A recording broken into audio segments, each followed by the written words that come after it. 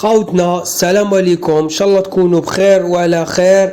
انا راني لاباس الحمد لله. خوتي جبت لكم خبر يفرح على وليدنا بالناصر بعد ما كانت نادي ليفربول في الميركاتو الصيفي مهتم بخدمات وسط ميدان ميلو اسي للتوقيع مع بن ناصر. خوتي وكما على بالنا كان بند في عقد بن ناصر اللي هو لم يسمح بانتقال بن ناصر لليفربول، وهو انه لا يستطيع ميلان ان تترك بن ناصر في الدقائق الاخيره من الميركاتو، يجب ان يكون من قبل لكي هي كذلك تاتي بلاعب اخر.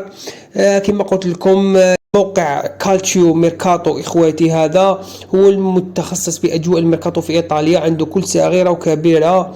هكذا خوتي قال لك باللي ليفربول في الصيف هذا عطت 40 مليون لاخذ بن ناصر، لكن روسونيري قال حددت قيمة فسخ العقد تاع بن ناصر هو 50 مليون اورو اخواتي.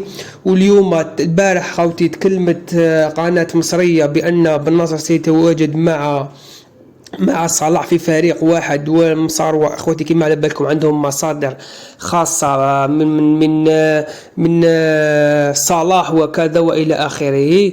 وكذلك اخوتي خرج وكيل اعمال بن ناصر وقال باللي ليفربول ستعطي مبلغ ضخم لاخذ بن ناصر، لان يورغن كلوب هو من طلب بن ناصر.